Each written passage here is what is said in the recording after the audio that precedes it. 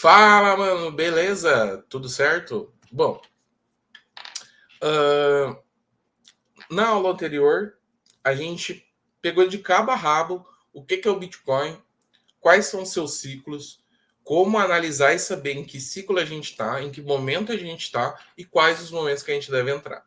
Então, aprendeu a criar sua carteira e como comprar Bitcoin, aprendeu a olhar o gráfico que eu ensinei na última aula, você já sabe como comprar, onde comprar e quando comprar, tá? E agora, aqui vem uma aula onde a gente vai falar sobre juros compostos, sobre inflação e sobre ações.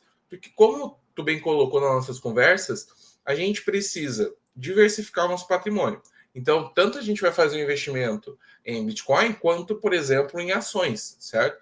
Só que os dois ativos dependem dos juros compostos e do crescimento exponencial, ok? E para a gente poder analisar isso na prática, vamos ver e trazer para o nosso dia a dia, para a gente poder entender um pouco melhor, tá? Aqui na tela do computador, eu tenho um índice, tá? Que ele diz o seguinte, ó. É uma flutuação de real em relação ao dólar desde 1994. O que significa isso? Significa que em 1994 a gente tinha aqui R$ 100, certo? Em algum momento ali, em abril de 1994, valia US$ 100, tá? Ou seja, a gente tinha uma paridade aí de praticamente 1 para 1, tá? Em abril de 2002, como está no gráfico aqui, vocês podem ver, a gente tem que R$ 100 brasileiros já estavam valendo menos de US$ 40, certo? O que significa isso? Que a gente perdeu a nossa paridade de R$ 1 para US$ 1, ok? E o que isso quer dizer na prática? Isso quer dizer na prática que a gente perdeu o poder de compra. Então, em 1994, com R$ 100, você comprava muito mais coisas do que você compra hoje. E a esse efeito a gente chama de inflação. A inflação é quando os governos começam a imprimir dinheiro a dar com pau, injetar esse dinheiro na economia, e como a quantidade de gente que quer comprar os produtos não mudou, o que acaba acontecendo? Sobra mais produto do que gente para comprar. No caso do dinheiro, tem mais dinheiro do que gente para gastar. E aí o que acaba acontecendo? A gente tem aí uma inflação, certo? E a gente vê que desde 2002 até abril de 2024, cerca de o que antes R$ 100 em 1994, hoje equivalem a cerca de mais ou menos US$ 20 de poder de compra, tá? Então é essa paridade que a gente tem. Então, se a gente for olhar para o gráfico, a gente tem que houve uma desvalorização de cerca de 4 a 5 vezes desde 1994 na nossa moeda. Quem é o agente causador dessa desvalorização? Os juros compostos, certo? Tanto os juros compostos quanto o crescimento exponencial. Só que aqui a gente vê o que a gente aprendeu na aula anterior sendo aplicado num sentido negativo, vamos dizer assim. Porque enquanto o Bitcoin ele foi criado para solucionar esse problema, então aqui a gente tem nitidamente um problema. Qual que é o problema? O problema das moedas fiduciárias, ou seja, o real, o dólar, o euro, enfim. Então a gente tem na prática aqui, mostrando o gráfico, que desde 1994 a 2024, o real só se desvalorizou. E ele vai continuar se desvalorizando, entende? Não vai acontecer um evento mágico que vai fazer agora, em 2025, a paridade voltar a ser o que era em 1994, de 1 para 1, entende? Então, isso é um crescimento exponencial que a gente consegue analisar e ver, certo? Se aqui a gente tivesse o gráfico de arco-íris, que nem a gente teve na aula anterior do Bitcoin, ele estaria virado de ponta cabeça, certo? Ou seja, a tendência é que o dinheiro continue se desvalorizando através dos anos. E como que eu sei disso? Como que na prática a gente consegue ver e saber disso? A gente consegue ver e saber disso porque eu vou abrir aqui para a gente poder ver uma tabela de preços de um carro, tá? Esse aqui é o carro Onix, tá? Então, um Onix super conhecido aí. E a gente tem a tabela FIP dele dos últimos 10 anos, tá?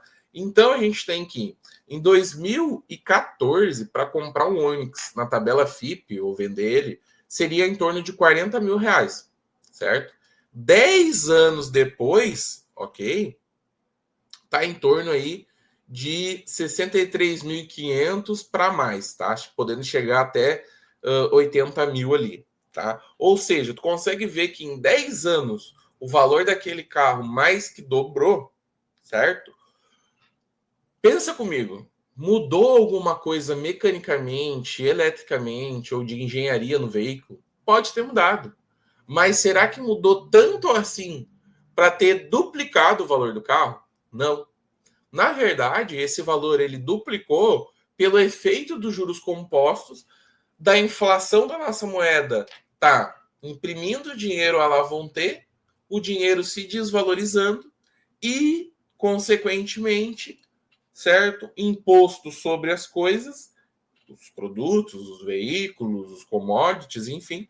E aí a gente tem esse cenário onde em 2025 a gente tem um Onix custando aí cerca do dobro do valor do que ele custava 10 anos atrás, ok? Por quê? Porque aqui, na prática, é o crescimento exponencial da inflação e os juros compostos. Só que não trabalhando a nosso favor, trabalhando ao favor do governo, da inflação, enfim, tá? E aí é por isso que a gente diz que investir é um bom negócio. Por quê? Porque investindo tu vai colher os frutos dos juros compostos, e isso pode ser, por exemplo, por uma ação de uma empresa, por exemplo, ou pode ser também para Bitcoin, como a gente viu na aula passada, ok? Porém, agora eu quero mostrar algumas diferenças entre investir em ações de empresas e investir em Bitcoin, para que a gente possa colocar lado a lado e poder entender quais são as principais diferenças entre os dois ativos, tá? Bom, vamos lá. Eu quero ver se aqui eu tenho a informação que eu preciso. Acho que sim, tá? Bom, aqui eu trouxe para nós, tá, a informação de ontem, de um resumo dos preços das ações de 4 empresas que eu acompanho, certo? E que eu tenho em carteira, ou seja, que eu investi, tá? Essas 4 empresas são empresas de tecnologia, ok? Então, da mesma forma que a gente pode investir em Bitcoin, por exemplo, a gente pode investir em ações, tá? Então, aqui a gente tem duas empresas que são a QBTS aqui, a QUBT, certo? Que são duas empresas de computação quântica, tá? Mais para frente, a gente vai ver que a única ameaça ao Bitcoin é a computação quântica. Então, para mim ganhar nesses dois cenários, eu vou investir em Bitcoin para poder ganhar dinheiro com Bitcoin, a valorização dele, né, os juros compostos e o crescimento exponencial, mas ao mesmo tempo eu vou investir também em computação quântica em ações. Por quê? Porque se a computação quântica quebrar o Bitcoin, o que vai acontecer? O valor do Bitcoin vai cair, certo? E para mim ganhar com a perca do valor do Bitcoin, o que eu vou fazer? Eu vou ter já comprado ações de computação quântica. Se elas saírem, vamos supor ali, ó, se a The Wave Quantum, tá? Em 5 anos, ela sair de 24 dólares para 240 dólares, isso é uma multiplicação de 10 vezes. Você concorda comigo? Então, o que vai acontecer? Vamos imaginar que ela se multiplique 10 vezes e eu tenha comprado aí 5, 10 ações de The Wave. Eu vou ter a valorização em cima disso, ok? Da mesma forma, eu posso fazer isso com outras empresas, como a Quantum Computing, que está aqui embaixo, por 10 dólares, certo? E outras duas aqui que são a NVIDIA, certo? Que a NVIDIA hoje é uma das maiores empresas de tecnologia, né? E eu também tenho aqui MSTR, que é a empresa do Michael Saylor, certo? Que é a MicroStrategy, que compra Bitcoin, então também invisto nela, tá? Então, o que a gente aprendeu até agora? A gente aprendeu que, por meio de índices gráficos, a gente consegue meio que analisar, né, os ciclos de mercado e o crescimento exponencial, e com base nisso é possível tirar algumas conclusões, tá? Lembrando que uma coisa é uma coisa, outra coisa é outra coisa, certo? Ou seja, as ações são um tipo de ativo, o Bitcoin é outro tipo de ativo, ok? E agora a gente vai entender na prática a diferença entre investir em ações e investir em Bitcoin, quais são os benefícios e os malefícios, tá? Bom, vamos lá. Os benefícios de tu poder investir em ações é que, consequentemente, uma empresa pode acabar se valorizando muito. Vamos supor, essas empresas de computação quântica, vamos imaginar que elas consigam quebrar a segurança do Bitcoin. Logo, com certeza, elas vão se valorizar muito. E o Bitcoin vai cair nesse momento, certo? Certo? Ou, por exemplo, tu podia estar investindo em ações de empresas do ramo imobiliário, porque a gente sabe que casas e terrenos sempre se valorizam. Sim. Só que você consegue entender que investindo em fundo imobiliário, em CDB do banco, em ações, em qualquer tipo de investimento desse tipo, nós estamos dentro do que a gente chama de sistema legacy. O que é o sistema legacy? O sistema Fiat, o sistema em vigor atualmente. E o que a gente aprendeu até agora? A gente aprendeu até agora que toda a riqueza do mundo inteiro está escoando. É como se tivesse uma grande caixa d'água cheia de dinheiro e ela tem um baita rombo embaixo. E nesse rombo que ela tem embaixo, tá vazando um monte de dinheiro. E esse monte de dinheiro que está vazando, ele está indo para onde? Para o Bitcoin e para as criptomoedas. Por quê? Porque elas trazem vantagens que investir em ações não trazem. E eu vou mostrar quais são as vantagens agora. Bom, aqui a gente tem, tá? Aqui da página do Invest, a gente tem o seguinte. Veja como fica a tabela do imposto de renda de 2025 na figura abaixo, tá? Eu quero que vocês se atentem ao seguinte, tá? Para pessoas que ganham acima de R$ 5.830, tá? A alíquota do imposto de renda é de 27,5%. Ou seja, se você ganha 5.830, provavelmente você deve R$ 908 para o governo, ok? E esse cenário, ele só se agrava quando você investe em ações. Por quê? Se você investe em ações, você tem que entender o seguinte. Se você botou, vamos lá, R$ 5.000 hoje, e daqui a 5 anos, esses R$ 5.000 se multiplicaram por 10, tá? Vamos imaginar aqui, ó, como a gente estava vendo anteriormente, tá? Então a gente sabe que é 27% de imposto em cima do que a gente lucra, tá? Então vamos lá, ó, vamos voltar aqui para o gráfico anterior, ó, para a tabela anterior, tá? Vamos imaginar aí que você, na data de hoje, tá? Dia 19 de dezembro de 2025, você comprou, tá? Vamos lá, ó. A primeira empresa ali, que é a The Wave Company, tá $24 o preço da ação dela, tá? Vamos imaginar que você comprou R$ 5.000, ok? Então aqui, ó, você comprou R$ 5.000 em ações da The Wave e daqui a 5 anos ela se valorizou 10 vezes. Agora o preço da ação dela tá $240, tá? Você vai ter tido aí, no mínimo, uma valorização de R$ 50.000, certo? Certo? Aqui descartando juros compostos e a volatilidade, enfim, né? Você poderia ganhar mais ou menos. Mas vamos imaginar aí que você ganhou R$ 50.000 em 5 anos investindo em ações, certo? E aí, em 2030, você quer fazer o quê? Você quer sacar esse lucro, ou seja, você vai entrar lá na sua corretora e você quer tirar uma parte desse lucro, você quer sacar esses 50 mil para sua conta. Automaticamente, quando você fizer a transferência da sua corretora para a tua conta, a Receita Federal sabe, ela vai saber com 100% de certeza que você está devendo para ela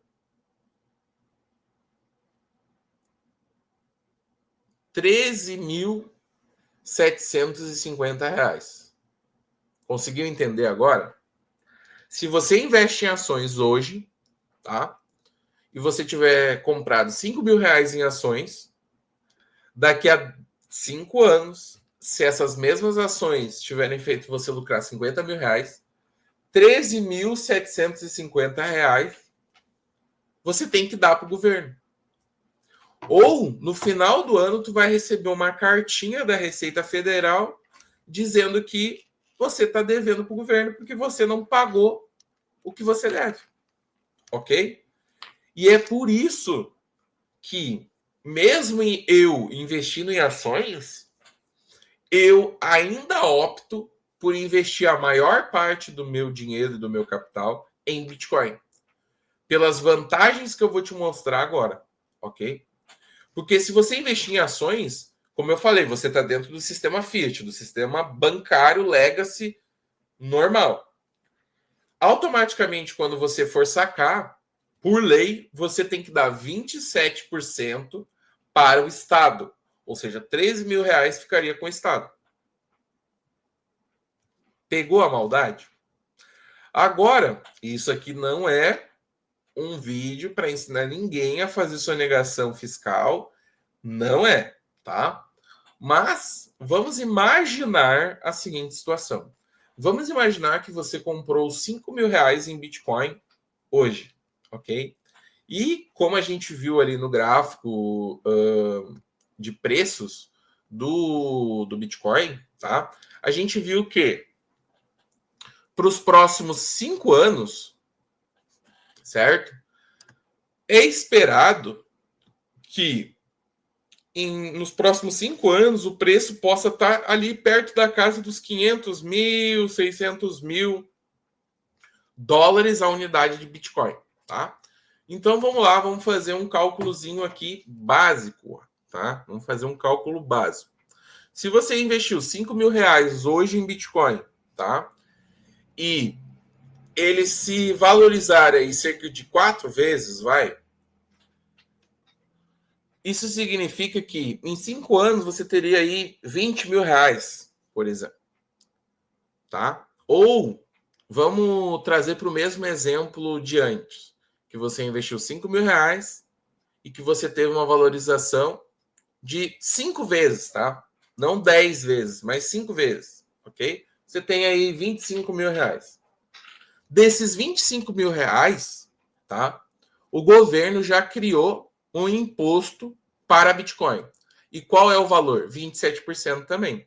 Ou seja, 27% desses 25 mil, ou seja, 6 mil reais, seria o que você tem que dar para o governo. 6 mil reais, tá? Daí você vai me dizer agora, tá, Denis, mas então não tem diferença nenhuma. Eu investi em ações e investi em Bitcoin, porque os dois eu tenho que pagar no imposto de renda o meu imposto. Não. Porque, como a gente estudou, o Bitcoin ele é um sistema fora do sistema tradicional. Ou seja, aqui está o sistema do banco e aqui está o sistema do Bitcoin. A partir do momento que você comprou 5 mil reais aqui, a Receita só sabe que você comprou 5 mil. Mas, com os conhecimentos que você vai receber daqui para frente, existem formas de que a Receita nem vai saber que você comprou 5 mil. Só se você quiser. E quando você for sacar o seu lucro, você não precisa dar esse dinheiro para a Receita. Você não precisa dar os 6 mil para a Receita. Por quê?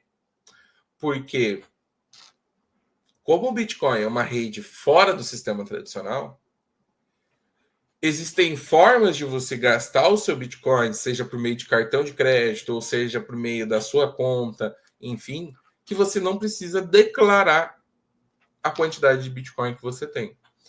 O que isso significa na prática? Isso significa na prática de que